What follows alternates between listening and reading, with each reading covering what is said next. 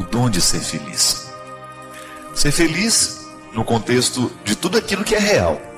Nós não temos o direito de imaginar e de pensar que a felicidade é um estado de letargia, né? Ou de uma forma de entorpecimento, né? Não, ser feliz não é estar entorpecido, esquecido da realidade, distante dos problemas. Muita gente acha que felicidade é isso, que felicidade é um breve momento onde a gente esquece os problemas. Não. Eu acredito que a felicidade é este estado de espírito que contempla dificuldades e possibilidades e a gente se ajeita no meio de tudo isso. Não é assim? Quando você descobre que pode ser feliz mesmo tendo problemas. A dificuldade da vida não pode ser um empecilho para a nossa felicidade. É possível ser feliz mesmo nos momentos da dificuldade. O que vai fazer a diferença é a administração que nós vamos fazer desses problemas, não permitindo que eles venham jogar sombra sobre a nossa felicidade.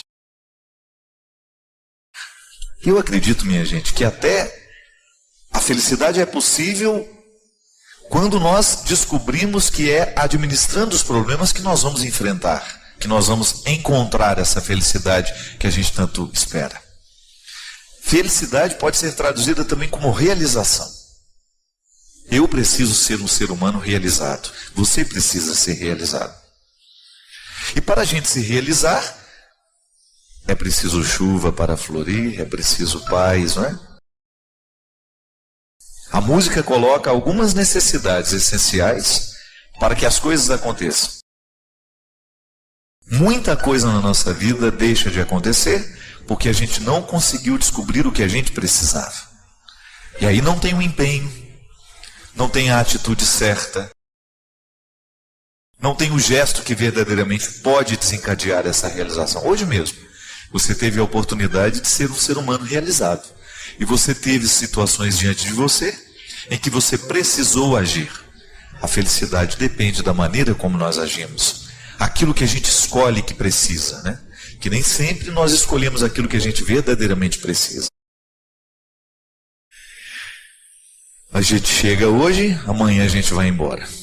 A música fala de maneira bonita deste tempo, deste intervalo em que nós chegamos e que nós saímos. Sair de cena é tão importante quanto chegar, né? Saber o tempo certo de sair, saber o tempo certo de chegar. Esse intervalo de tempo que é a vida de todos nós. Nós acreditamos na vida eterna, mas a vida eterna é um segundo momento. Nós passamos por esse intervalo de tempo onde tudo é muito frágil, temporário. E a vida eterna depende do que nós fazemos neste tempo. A vida eterna que nós construímos aqui, né? Nós começamos a construir essa vida que será eterna. E hoje nós somos convidados a pensar em tudo isso. Cada dia da nossa vida é preciso ser um dia em que a gente pense sobre tudo isso. No temporário, no eterno. Como é que nós conjugamos essas duas possibilidades? Como é que a gente vai ficando eterno nesse tempo que nos resta? Ser feliz é um convite que Deus nos faz todos os dias. Cuidado para você não perder a sua vida, cuidado para você não desperdiçar este tempo aqui, sem a oportunidade de se realizar como pessoa. Por isso que a gente precisa se empenhar muito naquilo que nos realiza. Ser feliz dá trabalho. A felicidade não cai do céu. A felicidade é construída, é um dom que vem de Deus, mas é construída aqui com o nosso esforço, com o nosso empenho. É preciso a gente se dedicar à nossa vida. É preciso a gente se dedicar à nossa... Se a gente quer ter uma família bonita, se a gente quer ter uma família feliz, a gente precisa se empenhar para que essa família seja feliz. Se a gente quer ter relacionamentos felizes, nós precisamos nos dedicar a esses relacionamentos. Nós precisamos nos empenhar nesses relacionamentos. É a regra da vida. E quem desconsidera estas regras, corre o risco de se transformar numa pessoa infeliz. Eu não acredito que você queira ser infeliz. Não acredito que você tenha a infelicidade como meta. Às vezes ela acontece. Felicidade, ela vai a infelicidade, ela vai se acumulando dentro de nós da mesma maneira como nós podemos nos acumular de felicidade. Com escolhas pequenas, com atitudes, com gestos, nós vamos ficando infelizes à medida em que a gente vai vivendo errado. E de repente aquilo explode dentro de nós, aí tem outros nomes: depressão, angústia, ansiedade. Nós damos uma série de nomes àquilo que antes a gente só chamava de infelicidade. São muitos os motivos que entristecem as pessoas hoje. Nós sabemos, o mundo mudou, a realidade mudou, as exigências são maiores. Mas veja bem, se as exigências são os maiores, maior também tem que ser o nosso empenho. E é interessante isso, para cada tempo da nossa vida, há um tipo de exigência. Pode ser que hoje você tenha vivido um momento de mais tranquilidade, pode ser que hoje não. Pode ser que hoje esteja sendo mais exigente do que foi ontem. A sabedoria é a gente ter os olhos abertos para a gente perceber quais são as exigências do dia de hoje. É igual criar filhos, né? Quando uma criança nasce, você tem um tipo de exigência. Ela é muito mais física. Tem um tipo de exigência. Ela é muito mais física. Você precisa estar atento se a criança está com fome, se a criança fez cocô, você precisa trocar a fralda. Por que ela está chorando, se está com cólica. São exigências que você precisa, são vitais, né? São diretamente ligadas à vida física, eu estou dizendo. Claro que tudo isso repercute no afetivo da criança. Mas à medida em que essa criança vai ganhando mais autonomia, né, que ela vai tendo o controle dos esfíncteres, ela vai sabendo ir ao banheiro sozinha, ela sabe reclamar que ela tem fome, ela sabe reclamar que está com frio, ela sabe pedir, ela solicita, você começa a ter uma outra forma de cuidado com aquela criança. Você vai começar a prestar atenção em outras coisas que ela não sabe pedir, que ela não sabe solicitar, mas que é de extrema importância que você seja presente naquele momento, porque criança precisa ser auxiliada. Não é um ser humano que está pronto. Aliás, ninguém está pronto, né? Mas vai mudando esse nível de exigências. A criança tem necessidades, dispensa cuidados que geralmente um adulto não dispensa. Se está dispensando, tem alguma coisa errada, né? Mas é na observância desta necessidade nossa de cada dia. Quais são as demandas do dia? Assim como um empresário precisa colocar na mesa quais são as questões mais urgentes da sua empresa, porque se ele descuidar, ele vai pagar caro por isso. Na nossa vida é a mesma coisa, minha gente. O Eto escreveu um livro sobre isso. Administrar a vida é o negócio mais urgente. E é verdade. Não descuide da administração da sua vida. Aí você sabe tudo que precisa ser administrado.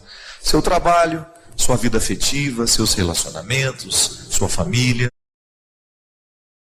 seus sonhos.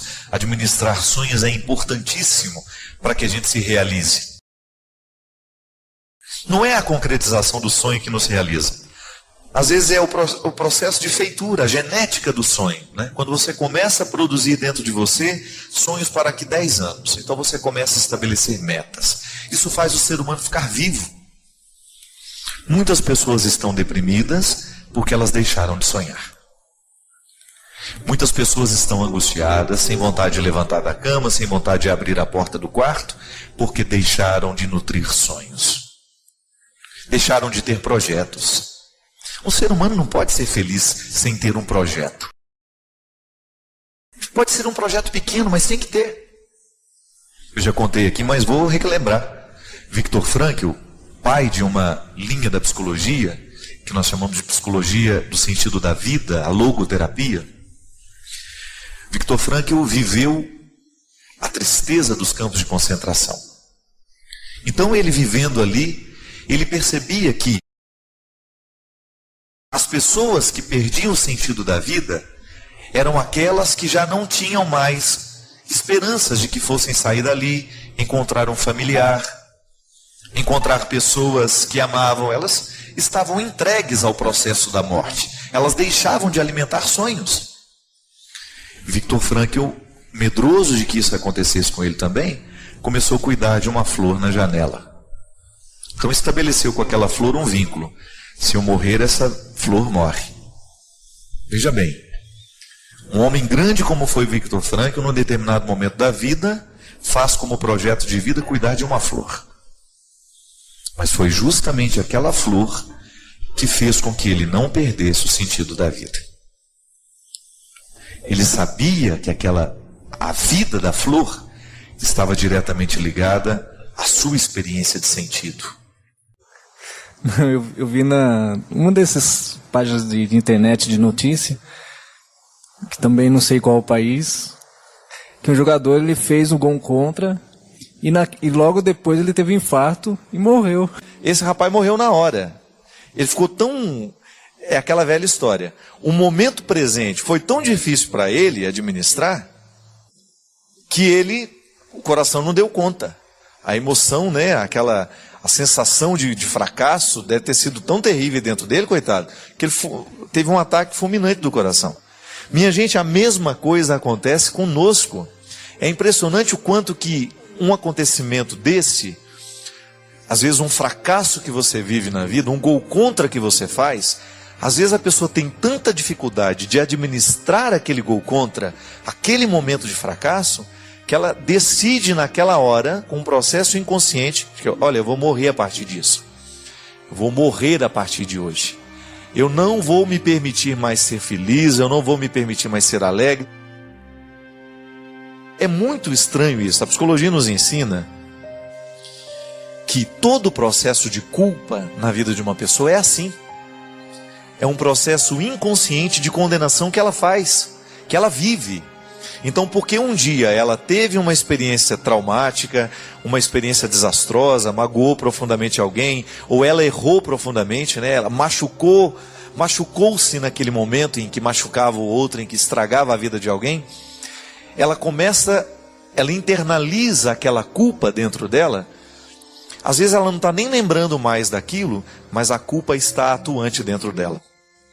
Porque nos nossos processos inconscientes, nós continuamos pressionando o nosso cérebro com os nossos motivos, né? E às vezes a ação é consciente. Ela está agindo ali, ela está agredindo, ela está gritando. Mas o motivo que a faz gritar não é consciente. É um processo de culpa muitas vezes. Quantas vezes você encontra pessoas amargas, que elas fazem questão de demonstrarem que são amargas, que elas não gostam dos outros, que ninguém precisa gostar delas, elas não fazem esforço para darem certo nos relacionamentos, para estabelecerem vínculos profundos, bonitos. Por quê? Porque elas estão se punindo. Elas estão vivendo um processo de autopunição. Eu não mereço ser feliz. É o inconsciente dela que está dizendo para ela, você não merece ser feliz.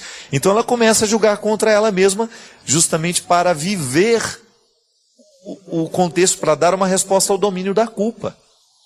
E volto a dizer, muitas vezes nós precisamos de um processo terapêutico para clarear o motivo da culpa, para a gente poder julgar fora. Você não vai julgar um lixo sem saber onde ele está. Muitas vezes o bom psicólogo, o bom terapeuta, e graças a Deus nós temos muitos, né, por esse Brasil afora, homens e mulheres comprometidos com o Evangelho, que fazem do seu instrumental científico, né, também um instrumental de mística, de ajuda espiritual, porque psicologia e mística andam de braços dados. Um psicólogo, quando ele tem acesso, né, ao processo de inconsciente de uma pessoa, quando ele começa a trabalhar com a matéria-prima daquela pessoa, ele está lidando com realidades muito sagradas, muito religiosas.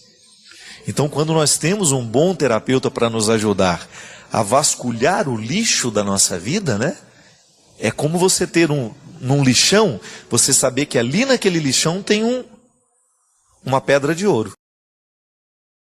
Muitas vezes o que a gente precisa fazer é isso. A psicologia nos ajuda a encontrar a pedra de ouro, porque a gente precisa tirar dali, olhá-la, retirar todos aqueles excrementos e sujeiras que estavam grudados nela, para que você possa ter condições de jogar o lixo fora, sem jogar fora também o valor.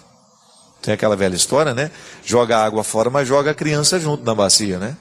Então, o que nós muitas vezes precisamos fazer? Não permitir que a morte seja uma decisão. Às vezes a gente decide morrer. Como? quando eu trago o vício para a minha vida. Quantas vezes eu encontro pessoas, o cigarro muitas vezes é uma fixação numa determinada realidade, né? Um processo de autopunição. Porque, gente, se você pega lá todas as substâncias cancerígenas e tóxicas que existem no cigarro, você livremente acender aquilo e jogar para dentro do seu organismo, algum motivo estragado tem que ter para você fazer isso. Quando a gente começa a trazer essas coisas estragadas para a nossa vida, isso tem que ser um sinal de que alguma coisa está errada na nossa autoestima, de que alguma coisa está errada dentro do nosso inconsciente, que muitas vezes nós estamos agindo através de motivos de autodestruição. Isso é muito estranho. Quando você percebe que um ser humano decide morrer de maneira socializada. Será que não existe uma autopunição ali? Então, às vezes, ali naquele caso que o Christian contou, o jogador infartou na hora. Mas nós nem sempre infartamos na hora. Nós vamos, porque não somos capazes de articular o que é ruim dentro de nós, a gente vai lá e começa a trazer coisas desagradáveis para a nossa vida, quase que como dizendo, olha, eu decidi que a partir de hoje eu vou morrer. Eu me lembro de uma história que eu vivi lá na minha cidade, em Formiga. Um casal que era muito unido. Era bonito de ver aquele casal. Eles não tinham filhos. E lá pelas tantas, descobriram uma doença nele. Um câncer altamente agressivo, que o matou num espaço de 20, 30 dias, gente. A mulher que até então era extremamente saudável, que acompanhou todo aquele processo de morte do marido, com extremo sofrimento, por causa da ligação que os dois tinham. Eu me recordo direitinho no dia do velório dele. Ela só dizia a mesma coisa, o tempo todo. Eu não quero mais viver. Eu não quero mais viver. E veja bem que ela estava gozando de excelente saúde. E todo mundo ficou muito intrigado com aquela frase dela. Eu não quero mais viver, eu não consigo mais encarar o mundo sem ele. E ela dizia isso o tempo todo. E aí, minha gente, 20 dias depois, aquela mulher estava morta também. Sabe por quê? Desenvolveu o mesmo câncer que ele. Não é estranho? Para mim, aquele caso, aquela história, que aconteceu lá no interior de Minas Gerais, foi, para mim, uma prova concreta de que a vida passa o tempo todo pelas nossas decisões. Isso não estou falando de programação neurolinguística, eu não estou falando disso não. Estou falando que nós precisamos tomar muito cuidado com aquilo que a gente deseja para nós, que pode acontecer. Veja bem, não soube trabalhar aquele momento difícil, perdeu alguém que era precioso para ela, tá certo? É difícil mesmo, mas porque não soube conviver com aquela situação, ela aceitou um processo de autodestruição e acelerou aquele processo. Gente, o câncer veio nela do mesmo jeito que tinha acontecido nele. Isso é muito estranho. O mesmo câncer que matou o homem mata a mulher 20 dias depois, justamente porque parece ter decidido. Não quero mais viver. Quantas vezes nós percebemos isso acontecer dentro da gente? E aí é a hora de acordar. Acorda, pelo amor de Deus. Não permita que esse processo de depressão, de angústia, de ansiedade continue dentro de você. Ao menor sinal de depressão, de angústia, de coisa ruim, faça alguma coisa por você, acorde, tome uma decisão, mude de hábitos, mude a sua vida. Porque senão, você corre o risco de começar a optar pela morte nas pequenas doses. É igual sorver, minha gente, pequenas doses de veneno. Ninguém tomaria, claro, se eu estou feliz, se eu estou realizado, para que eu vou tomar uma dose de veneno? A mesma coisa é o cigarro, a mesma coisa é a bebida, a mesma coisa é a cocaína. Se você está feliz, por que você não é capaz de fazer um esforço por deixar de ingerir essa pequena dose de destruição diária? Ah, eu estou viciado nisso. Então, mas cuidado, o seu vício tem motivos inconscientes. Comece a ter coragem de adentrar o território do seu inconsciente, da sua vida, das suas escolhas, dos seus afetos, do seu passado. Tenha coragem de investigar essa vida, porque se você não tiver coragem, você vai perder essa bonita experiência de viver. Nós não acreditamos numa segunda oportunidade, nós acreditamos na vida eterna. Então, cuidar bem do momento presente é de extrema importância para nós que acreditamos no valor da vida. E é o testemunho mais eficaz que nós podemos dar, viu? Cada vez mais eu me convenço disso. Não adianta fazer discurso bonito, não adianta ter uma história bonita para contar todos os dias. O interessante é viver bonito.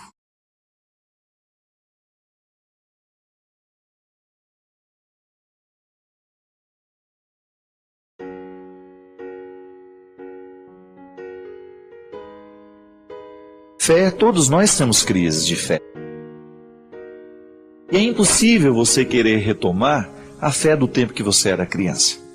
A fé que era no tempo da infância valeu para aquela época, não é? Eu nunca lamento a fé que eu tinha no passado e que não tenho hoje mais. A fé da gente vai avançando, ela vai evoluindo. E muitas vezes, por não saber compreender a evolução da nossa fé, nós julgamos que nós não estamos acreditando mais. Primeira coisa, a gente precisa fazer uma distinção. Fé não é sentimento. Definitivamente, o nosso sentimento não pode determinar o que nós chamamos de fé. Por quê? Porque nem sempre a minha experiência de Deus vai me fazer sentir alguma coisa. Da mesma forma como eu posso pegar um texto, fazer a leitura daquele texto, e ele não tocar absolutamente nada na minha sensibilidade. O texto continua tendo o seu valor, não é verdade? Pode ser que naquele momento eu não estivesse tão sensível para perceber aquele texto, para perceber as belezas que estão presentes nele. A vida é assim. A nossa experiência de fé consiste... Primeiro, a gente tem que compreender que é um dom que nós recebemos. Eu não tenho fé porque eu quero. É um dom que eu recebo de Deus. E por isso que é o primeiro dom que nós precisamos pedir todos os dias quando a gente levanta. Senhor, me dê a graça de continuar acreditando. E aí, nós precisamos compreender que a nossa fé em Deus, ela tem outros desdobramentos. Por exemplo, quando eu acredito em Deus, eu sou convidado também a acreditar na humanidade. Você já parou para pensar que muitas vezes existem pessoas que acreditam em Deus e não acreditam na humanidade? E que existem pessoas que acreditam na humanidade, mas não acreditam em Deus? É natural que essa dicotomia aconteça. Sobretudo, por exemplo, depois do Iluminismo, que foi aquela época da história em que as ciências quiseram explicar todos os ocultismos que estavam presentes na Idade Média, os exageros da religião, né, ou até mesmo aquele excesso de superstições que fazia parte do contexto da Idade Média, foi altamente criticado pelo tempo das luzes, né, do Iluminismo, que veio como uma revolução cultural que tentou desfazer e menosprezar todo o processo de fé humana. Só que aí hoje nós estamos num momento em que a crítica do Iluminismo já nos serviu para a gente corrigir os nossos exageros daquele tempo, para a gente encontrar um equilíbrio hoje na nossa forma de acreditar em Deus, equilibrando essa fé em Deus com a fé na humanidade. Eu me recordo que o grande salto de fé que eu dei na vida foi no momento em que eu compreendi que a minha fé em Deus estava diretamente ligada na minha fé ao ser humano. E que eu não podia acreditar em Deus descrendo do ser humano. E que o mesmo processo também seria inválido. Não posso acreditar somente na humanidade e descrer em Deus. É nesse equilíbrio que eu preciso contextualizar a minha fé. Muitas vezes, meu filho, o que a gente considera falta de fé é um desequilíbrio entre uma realidade e outra. E agora eu já falo para você também que me escuta. Como é que está o equilíbrio entre a sua fé em Deus e fé na humanidade? Porque o bem-estar espiritual que nós precisamos viver, O que eu chamo de bem-estar? Uma fé equilibrada que faça bem ao coração humano, ela precisa mover a fé que eu tenho em Deus para a realidade histórica onde eu estou situado. Eu digo isso, precisa equilibrar, porque muitos desequilíbrios que nós encontramos na humanidade hoje estão diretamente ligadas ao processo de fé em Deus. Olha, minha gente, eu não tenho medo de dizer isso. Como homem da religião que lida o tempo todo com o processo religioso, eu encontro muitas pessoas em que a religião fez muito mais mal do que bem. Pessoas desequilibradas. Pessoas que perderam o referencial de bom senso. E você deve conhecer gente assim também. Que por causa da fé em Deus, acabaram desprezando a vida humana, acabaram renegando, relegando todo o processo humano, histórico, desconsiderando, Muita gente deixou em alguns momentos isso, encontrar na vida o lugar do sacrifício, só que a gente precisa entender que sacrificar é fazer ser sagrado. Então eu sacrifico a minha vida, mas não significa que eu fico lá sofrendo o tempo todo, não. Eu faço ser santo tudo que é meu. Eu coloco sobre o altar para sacrificar, para tornar sagrado, para tornar santo. Aí é o equilíbrio. A fé que eu não estou vivendo o desdobramento dessa fé aqui na história. Não é verdade? Então este equilíbrio é importante. E muitas vezes nós consideramos como falta de fé a nulidade de um desses aspectos, destes pontos. E aí nós precisamos buscar, mergulhar dentro da nossa condição humana e investigar bem o que é que nós compreendemos como fé, não é verdade? Onde é que eu estou errando nessa compreensão toda? O fato é que, muitas vezes, nós ficamos insistindo numa fé imatura, e quando passa o tempo dessa fé imatura, ela já não nos sustenta mais, a gente fica achando que não nos restou mais nada. Mas é por isso que a Sagrada Escritura fala de maneira tão clara e de maneira tão direta. Em um tempo da vida, a gente precisa de alimentos líquidos, por causa da dificuldade de engolir, não é verdade? Mas vai chegar o momento em que nós estaremos preparados para os alimentos sólidos. E eu acredito nisso, traduzindo isso para o contexto da nossa experiência de fé. Em muitos momentos da nossa vida, nos é permitido ter uma fé ingênua, porque faz parte daquele momento. Mas depois essa fé precisa amadurecer. Eu não posso querer, na minha idade adulta, acreditar da mesma forma como eu acreditava no tempo que eu era criança. Eu posso até guardar muitas coisas bonitas da minha infância, da minha inocência, mas a minha fé precisará avançar. Muitas pessoas, eu cheguei a conhecer muita gente. Ah, padre, eu perdi a fé. Como assim perdeu a fé?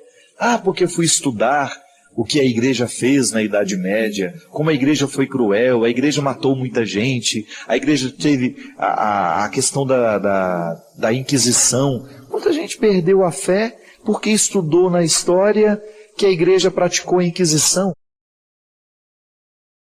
Tudo bem, um erro histórico. Mas será que a minha fé é tão pequena a ponto de ceder tudo, de acabar, só porque eu estudei uma fragilidade da igreja no tempo da história? Será que a minha fé depende? Será que ela não sabe compreender o processo que avança? Que a igreja já pediu perdão por aqueles erros cometidos, que a igreja não é só divina, ela é também humana. Mas que quando eu olho para essas fragilidades humanas, eu não posso esquecer a força do Espírito que está tentando conduzir isso. O Espírito Santo deve ter sofrido muito no momento da Inquisição também, porque ele também certamente não queria aquilo. Mas a compreensão das pessoas que guiavam a igreja naquele momento não era capaz de compreender o que o Espírito estava indicando. Gente, isso acontece com a gente. Quantas vezes nós cometemos um erro porque nos faltou clareza na compreensão do todo, não é verdade? Mas a minha fé, ela não pode ir embora porque eu descubro uma fragilidade daqueles que me ajudam a crer. É igual aquela velha história. Ah, eu não acredito mais na igreja porque o fulano de tal, o padre tal, fez isso, isso, isso e isso. E eu não concordo com isso. Se a sua fé depende de um padre, então você está com um problema muito sério. Um padre é uma seta, é um indicativo. Mas ele não é Deus. Eu gosto de dizer muito isso. Olha, se você se decepcionou comigo como homem, como padre, eu lamento. Gostaria muito de ter acertado com você. Mas eu sou frágil.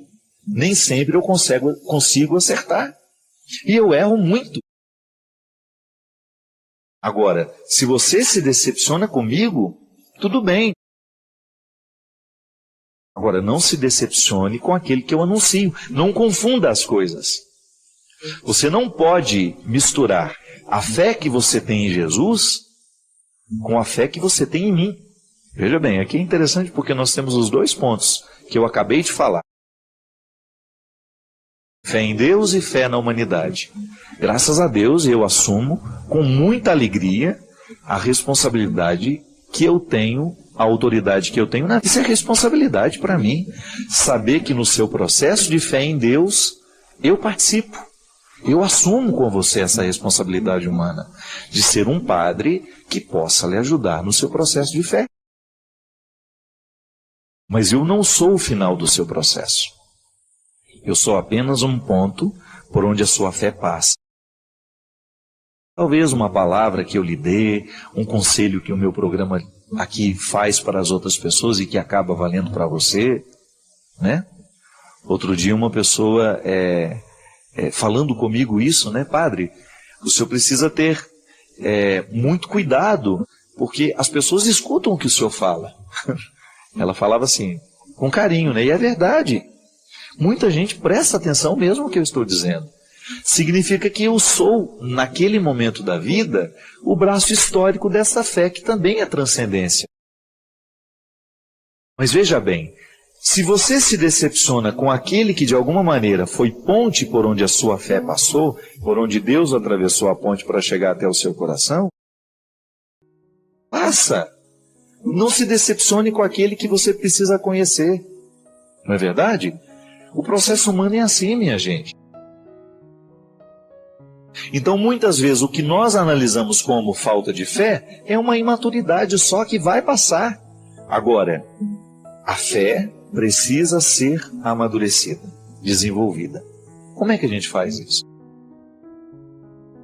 Quem nos domina é o insaciável apetite dos olhos.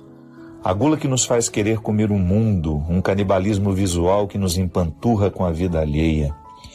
Garfos e facas, talheres virtuais. Nossos enjoos não são sem motivo. Viver de vida alheia adoece o gástrico das emoções, causa indigestão. Primeiramente, nós não somos puristas, nós não estamos aqui para fazer um discurso moralista, vamos primeiramente reconhecer a verdade. Sim, a vida alheia sempre vai nos interessar. É natural do humano essa curiosidade por saber como o outro vive, como o outro pensa, como o outro faz. É natural que você tenha uma curiosidade aguçada sobre as pessoas que você admira.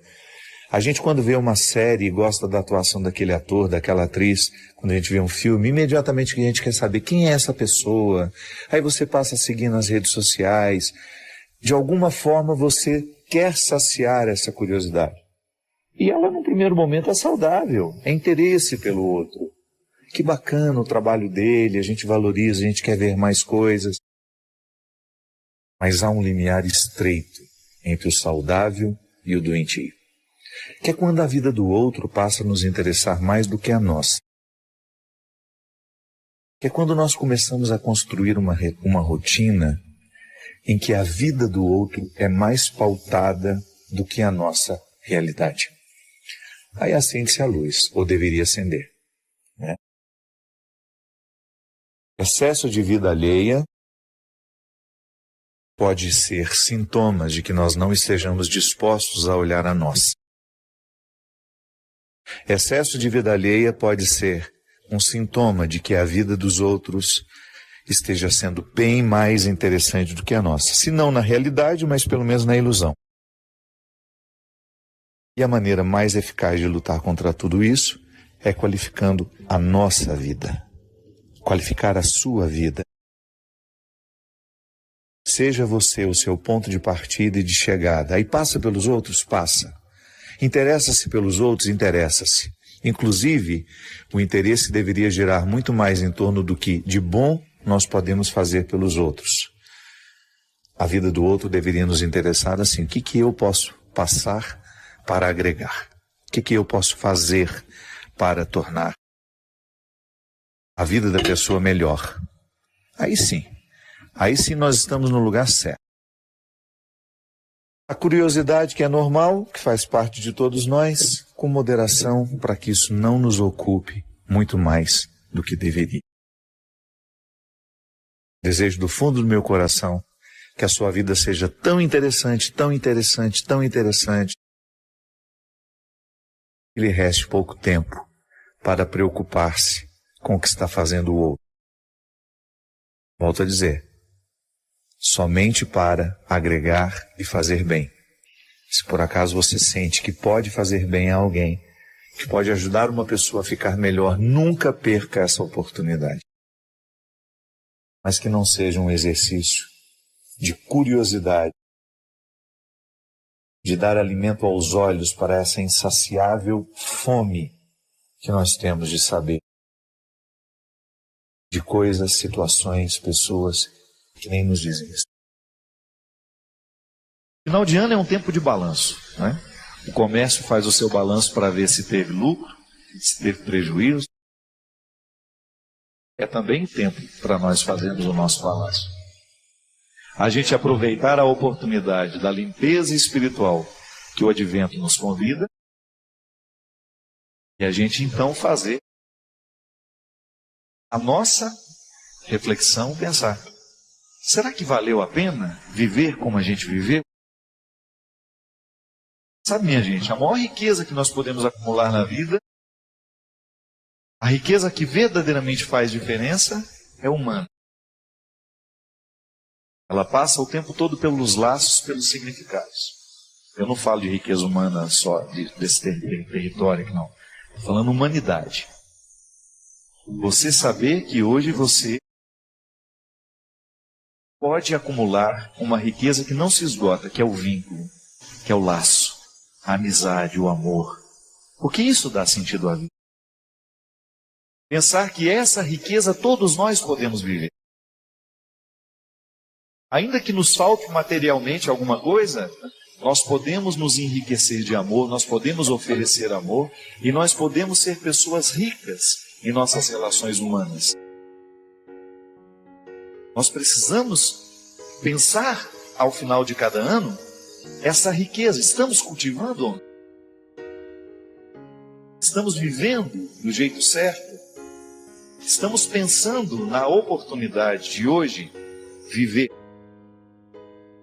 o verdadeiro significado do Natal, construindo riquezas no nosso coração. Será que o nosso coração está sendo ocupado? Será que nós estamos ocupando o nosso tempo, a nossa oportunidade de ser quem a gente é da melhor maneira? Será que hoje, o meu coração, será que ele pode dormir satisfeito com o tanto que ele amou? O que ao longo deste ano eu escolhi guardar no meu coração? Como foi que eu me cultivei? Como foi que eu cultivei os meus laços? Como foi que eu cuidei das pessoas que eu amo? Que eu escolhi viver? Como escolhi viver? O que escolhi fazer? A libertação acontece na nossa vida cada vez que nós anunciamos e que nós permitimos a força do ressuscitado em nós. Então hoje eu quero, digamos que eu faça a experiência de ser um homem meio morto. A gente faz isso o tempo todo, né? Quantas vezes na vida nós estamos meio mortos?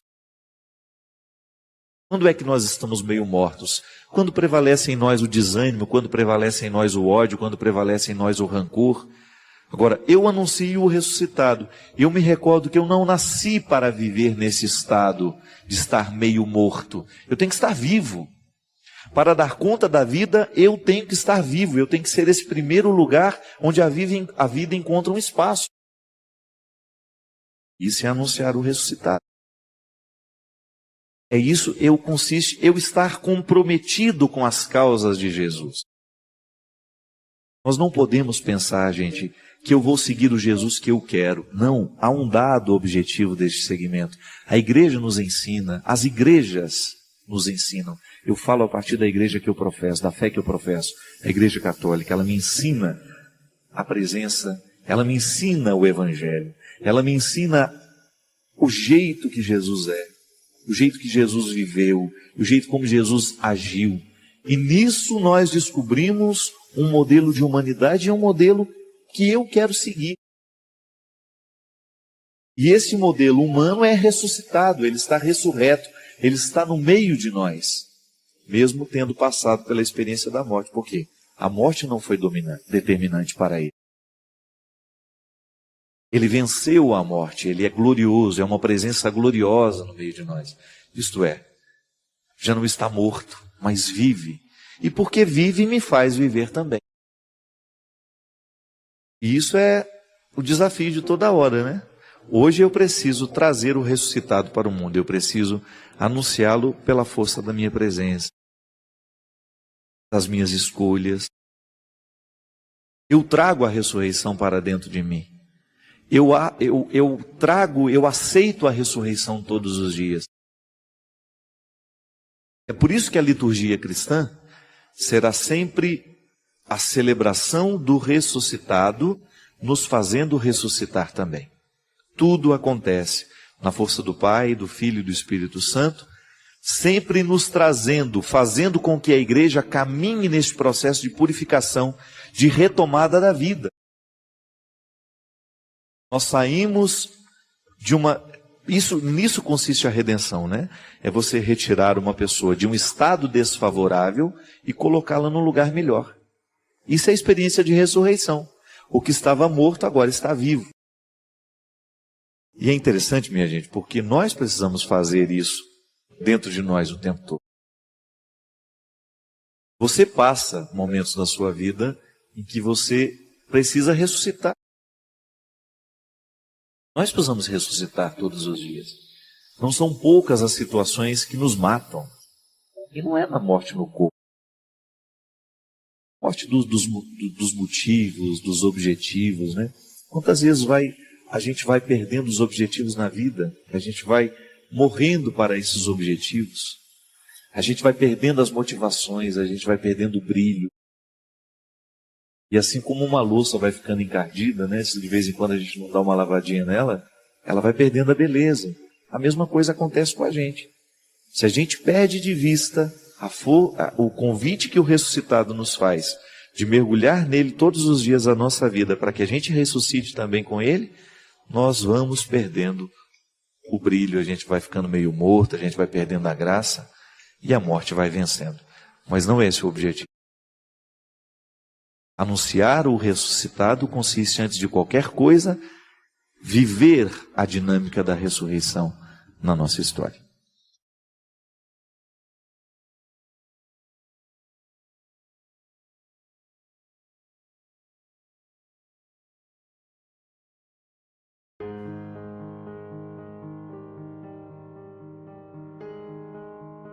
É impressionante, minha gente, como muitas vezes o nosso agir não é consciente. A gente não colocou sob a luz. É impressionante como nós agimos repetindo, sabe, numa eterna repetição. Então minha mãe foi cruel comigo, eu estou sendo cruel com as minhas filhas. Ou então o efeito contrário disso, né? A minha mãe foi muito cruel comigo e eu não tenho condições de dar uma ordem à minha filha porque eu tenho medo de ser cruel com ela. Aí você fica no oposto também, que é não ter autoridade, que é não agir na hora que você precisa agir. Porque o meio termo será sempre o caminho mais inteligente. Por isso que é o mais difícil. Porque tudo que é mais inteligente é mais difícil. Requer de nós muito mais do que um simplismo, uma reprodução. Então, para eu não reproduzir com os meus filhos os erros que reproduziram comigo, eu preciso estar muito consciente. Eu preciso me investigar. Eu preciso saber quem eu sou. Eu não posso ser estranho a mim, para que o sepulcro não venha selar a nossa ignorância. Mas agora, você, minha filha, o que você precisa é sepultar a sua mãe e sepultar também a sua culpa. Você não tem que se sentir culpada por aquilo que vocês não conseguiram viver. Mas você pode tomar isso para a sua vida como um ensinamento. Não permita que o mesmo aconteça nos outros relacionamentos. Pontue, coloque as pessoas no lugar. A gente precisa fazer isso até com os amigos, minha gente. Quantas vezes nós somos vítimas de exigências cruéis de pessoas que não têm o menor respeito por nós e que nos exige aquilo que não é de direito delas exigirem. Se você aceita as exigências, o outro não vai parar de exigir nunca. O outro se sentirá no desejo de invadir a sua vida porque você um dia não estabeleceu o limite. Em todas as relações nós precisamos pontuar, precisamos colocar o papel do outro na nossa vida. Em tudo na vida, em tudo a gente precisa pontuar, a gente precisa estabelecer limites. Até mesmo na relação com os nossos pais. Essa carta aqui é muito triste, eu não sei nem que dia que ela me foi enviada. Hoje eu estava arrumando gaveta, passei o dia jogando fora um monte de coisa e encontrei muitas cartas que eu confesso que não tinha lido ainda. Essa é uma delas. Padre Fábio, é uma imensa emoção saber que esta carta estará um dia em suas mãos. Quero agradecer a você por me ajudar sem saber a me manter de pé, depois da perda de meu filho. Meu nome é Emily e hoje eu tenho um anjo no céu chamado Gabriel, Padre. Jesus chamou meu filho dia 27 de dezembro do ano passado. Não sei se foi deste ano ou se foi do outro. E por ironia, não sei, era o dia do aniversário dele. Ele completaria 7 aninhos de vida. Acordamos de manhã, deixei ele na casa dos meus avós, do lado da minha casa, e fui buscar o bolo do aniversário dele. Quando a minha amiga me entregou o bolo, recebi a ligação da minha avó dizendo que ele estava passando mal e que era para eu ir, porque parecia um quadro sério. Foi levado para o hospital e eu corri para lá.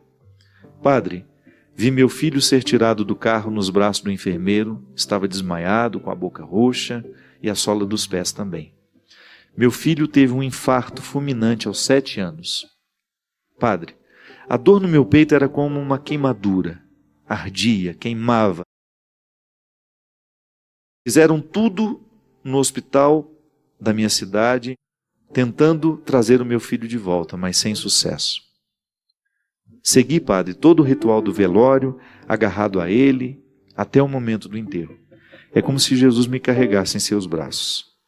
Amigos foram à minha casa, me retiraram tudo do armário, que eu mesma sempre preparei com tanto carinho.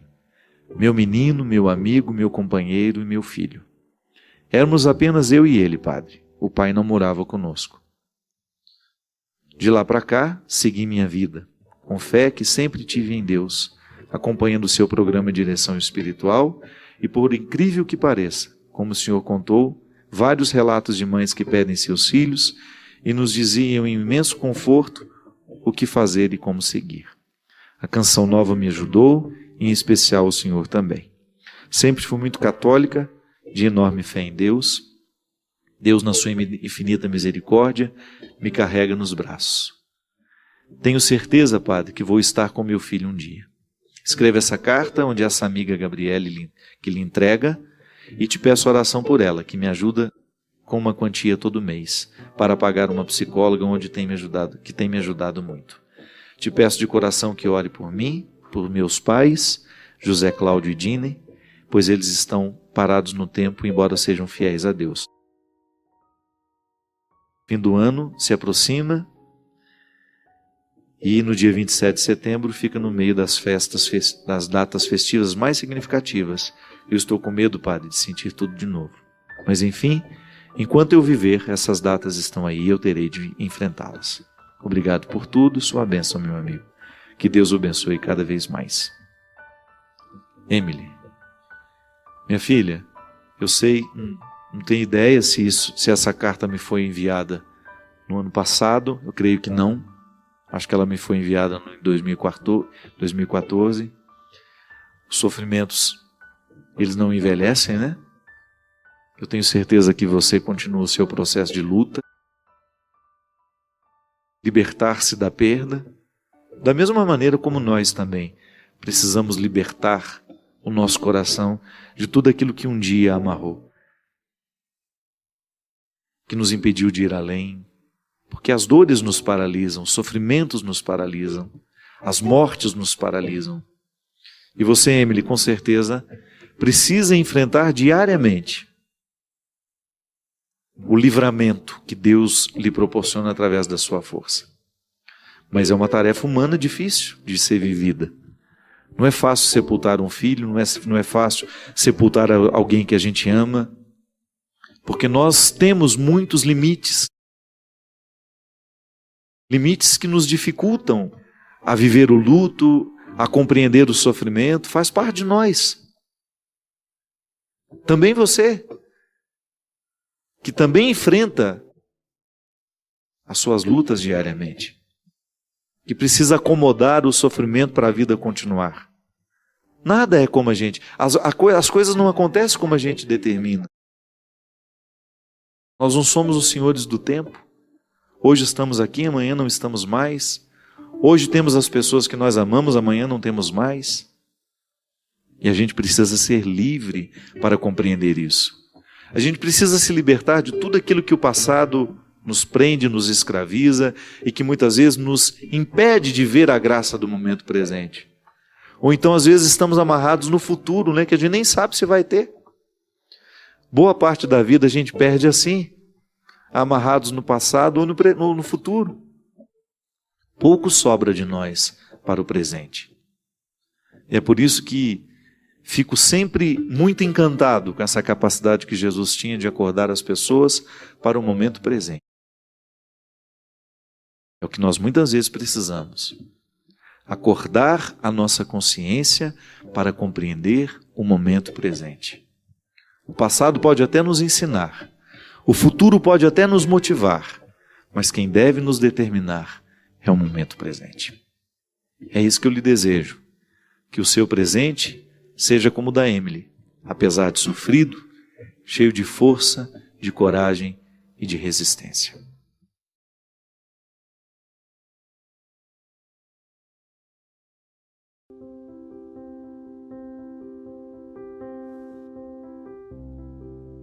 Uma primeira pessoa fala aqui a respeito da síndrome do pânico que eu tive.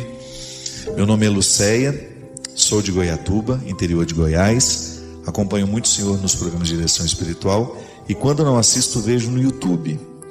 E isso tem me ajudado muito, pois desde janeiro eu estou em tratamento devido a uma depressão com transtorno de ansiedade e ainda sofro muito porque dentro de mim existem coisas muito mal resolvidas. Quando o Senhor passou pela síndrome do pânico, me mostrou o quanto devemos lutar e nunca desistir.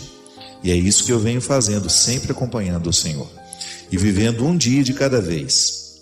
Passei a buscar a Deus e se não fosse Ele, talvez eu não estaria mais aqui. Um grande abraço. Lucéia, muito obrigado pela sua partilha, pela oportunidade que a gente tem de refletir essa questão. Eu sempre que posso eu trago aqui. A depressão é uma doença muito grave, muito séria. Ela, às vezes, considerada por muitos como uma frescura, né? E não. Nós temos, e você mesma disse, esses desconfortos da alma, eles nos agridem muito. E não é fácil lidar com eles. Mas é bom você perceber, eu vi que você está muito atenta a isso, pelo que você escreveu, que você identifica que existem coisas que estão mal resolvidas na sua vida. Esse é o ponto de partida. Às vezes a depressão é apenas uma consequência de uma vida que está sendo mal vivida. E não adianta tomar o remédio só. Se você não mexe na causa, o remédio vai tratar o sintoma e você vai ficar eternamente dependendo daquele remédio porque você não agiu na causa. E o agir na causa não depende de remédios, depende da nossa vontade. O remédio é muito importante para nos estabilizar, para nos dar um conforto emocional, sobretudo quando nós vivemos a dor aguda. Uma pessoa, por exemplo, quando passa por uma situação traumática, é possível que o médico indique alguns medicamentos para ajudar a viver aquela fase aguda. Mas depois o próprio médico vai ajudando a retirar, porque passou a fase aguda. Depois nós temos necessidade de lidar com a situação que nos entristece. Eu me lembro que acho que umas 2 semanas eu partilhei aqui com vocês justamente no momento em que eu identifiquei que eu estava vivendo assim um certo torpor, né? Nada estava me incomodando, estava tudo muito bom, e eu fiquei uma pessoa ótima, né? Porque você não vê problema em nada, mas eu não sou assim. Eu não sou assim. E eu percebi, muito conscientemente, eu percebi que aquilo era um resultado dos remédios em mim. Então eu procurei a minha médica e pedi a ela o direito de voltar a ser quem eu era, e poder administrar conscientemente a minha situação. É claro que a síndrome do pânico é muito perigosa, ela pode levar à morte se a gente não cuidar. Então nessa fase aguda a gente precisa mesmo do medicamento. Mas depois, à medida em que a gente vai superando, nós temos o direito e a necessidade de começar a recrutar os nossos próprios recursos. Que o grande problema, minha gente, é quando nós não enfrentamos o problema que nos deprime.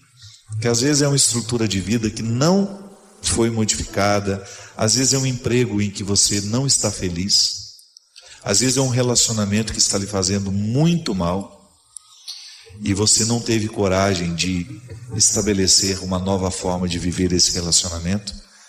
Às vezes é um estado de vida que está lhe fazendo mal. E se a gente não vai viver os enfrentamentos das situações que nos deprimem, que nos entristece, o remédio só vai adiar a dor. E infelizmente é assim. Eu fico muito preocupado de ver como facilmente nós nos encaminhamos aos remédios e como nós temos, porque estamos muito facilmente sendo encaminhados aos remédios, a gente fica procrastinando, adiando o tocar naquelas feridas que é necessário para que elas sejam curadas. Então, Lucéia, eu fico muito feliz que você esteja consciente e de que, apesar do sofrimento emocional que você vive, você esteja encontrando aqui no nosso programa, ou seja, também nas minhas pregações no YouTube, nas minhas palavras que nem vão mais por mim, né, que outras pessoas levam, divulgam por aí, que você possa estar aí descobrindo uma força a mais para você poder seguir. Que é assim mesmo. Uma palavra, ela tem o mesmo efeito que um comprimido às vezes. Ela provoca dentro de nós um bem-estar, ela provoca uma esperança, e isso é muito bom. E nós não podemos desistir. Eu tenho uma amiga, uma família muito próxima a mim lá em Campina Grande, que desistiu na semana passada. Se matou, bebeu veneno na frente dos filhos. Uma situação tristíssima. Um desajuste emocional que já estava se avolumando e de repente aconteceu. E isso nós sabemos que é muito comum. Muita gente desiste da vida. Eu não tenho medo de dizer, eu quis desistir em julho deste ano. O meu sofrimento era tão grande que eu tinha vontade de deixar de existir. Eu não sabia mais conviver com aquele sofrimento. Estava tão agudo dentro de mim que eu perdi a vontade de viver. Mas isso é temporário. Se a gente cuida, volta a dizer, a gente toma o remédio na hora certa, procura o profissional na hora certa e depois você começa a encaminhar com terapias ocupacionais, mudança de hábito, mudança de alimentação. Já falei isso aqui uma vez, né? Eu tenho uma admiração muito grande pela Margarida Félix, que é uma psicóloga lá de Recife. Ela tem um trabalho muito interessante, que é de recuperação de pessoas deprimidas através de mudança de hábitos e mudança de alimentação. Uma pesquisadora muito séria, ela é uma pesquisadora muito séria, que se cercou de bons profissionais e foi catando pesquisas do mundo, pelo mundo afora, foi trazendo para dentro do instituto dela, dentro do lugar do trabalho dela. E quantas pessoas foram recuperadas da depressão, curadas da depressão, mudando hábitos e mudando a alimentação. Sim, porque a depressão ela é também química, né? Não é só motivacional. Às vezes a pessoa está triste, não é porque ela tem um motivo para estar triste, é porque ela está quimicamente desorganizada. O que é a química do nosso organismo, senão o nosso alimento, a nossa produção hormonal, que é toda estimulada através dos hábitos. A gente sabe que a atividade física tem o poder de ajudar a regularizar a nossa produção hormonal.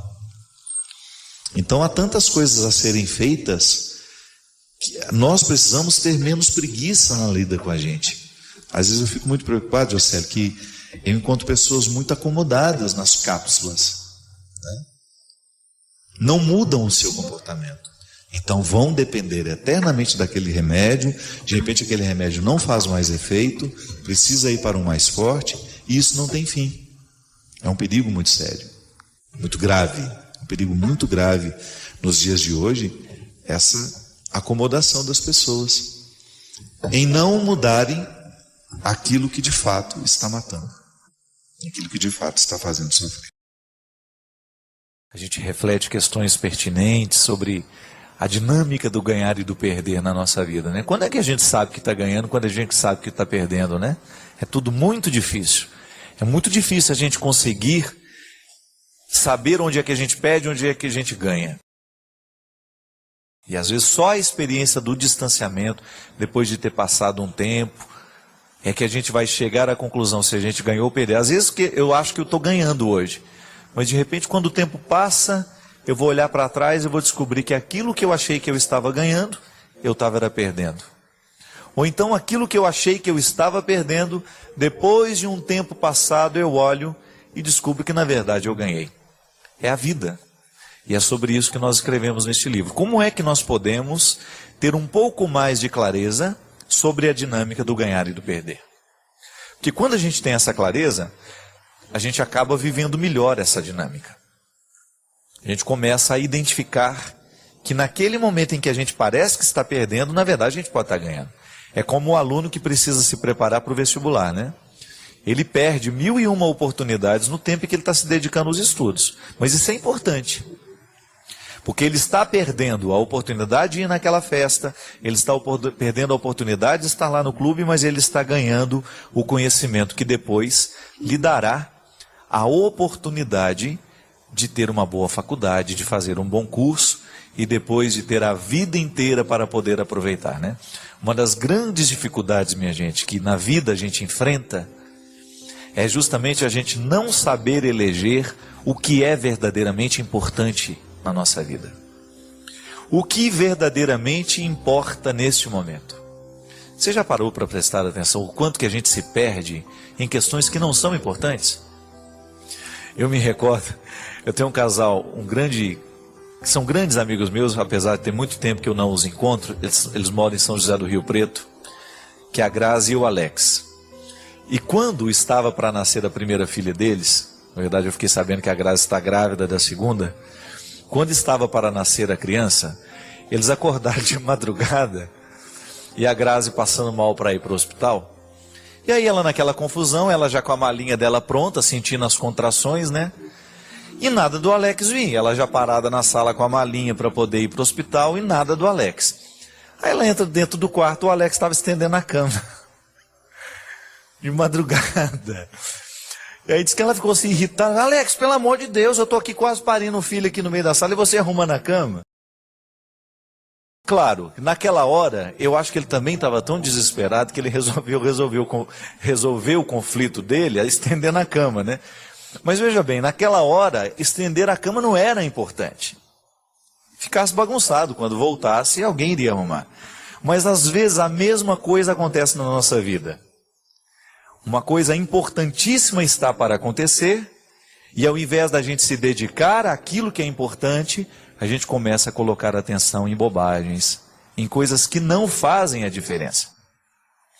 E aí, minha gente, nós perdemos a oportunidade de qualificar o momento presente, né? Quantas pessoas a gente encontra pela vida colecionando amarguras porque não souberam escolher bem naquele momento? O livro fala sobre isso. É importante demais a gente saber fazer escolhas. As escolhas, elas determinam se a gente vai ser feliz ou não. Aquilo que a gente escolheu hoje, aquilo que a gente está escolhendo agora, o contexto das escolhas é muito sério. É muito sério. Porque é esse contexto que vai nos dar o futuro. Eu fico muito triste, né, e vejo às vezes jovens já aos 16, 17 anos, fazendo a opção pelo cigarro, fazendo a opção pela droga, fazendo a opção pelo álcool. Qual será o futuro de um rapaz que aos 16, 17 anos já optou pelos vícios? Será que o futuro vai ser promissor? É pouco provável. Por quê? A gente sabe o que a droga faz na vida de uma criança, na vida de uma pessoa. Você já viu alguém ser feliz com a droga? Nunca na minha vida eu encontrei alguém que fala, olha, eu só fiquei grande, eu só dei certo na vida porque eu bebi. Eu só dei certo na vida porque comecei a fumar maconha desde cedo. Não existe isso. A droga só tem o poder de nos fazer mal. Não tem outra coisa. Ela só faz mal àquele que escolhe. Agora eu fico impressionado de ver que tem gente que ainda escolhe. Ou então o namoro, né? Começa a namorar, tá vendo que não dá certo, que o namoro não está mostrando um bom relacionamento futuro e mesmo assim casa com aquela pessoa.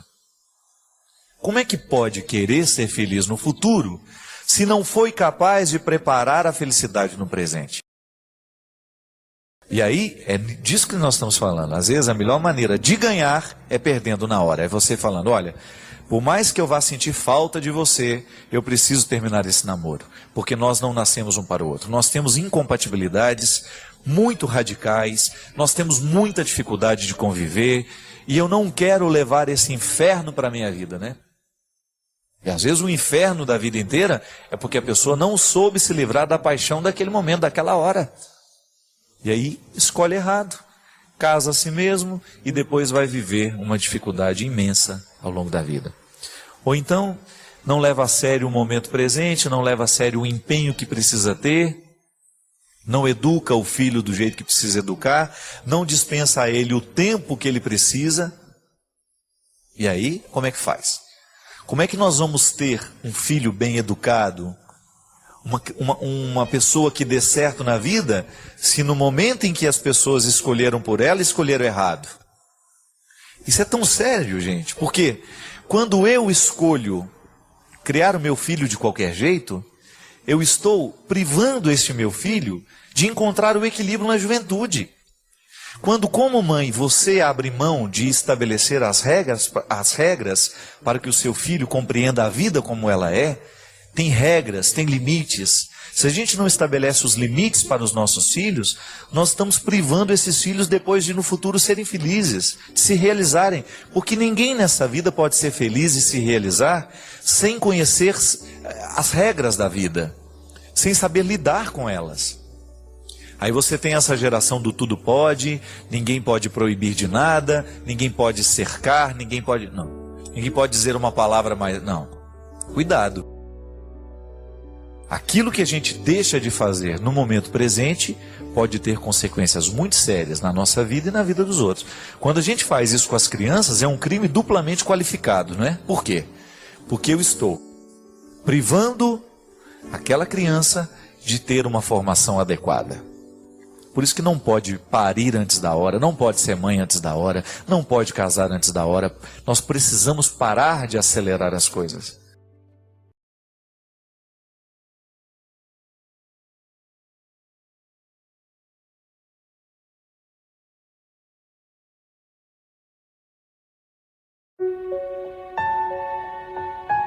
Deixe seu like, inscreva-se e compartilhe para fortalecer o canal. Inscreva seus pedidos de orações nos comentários.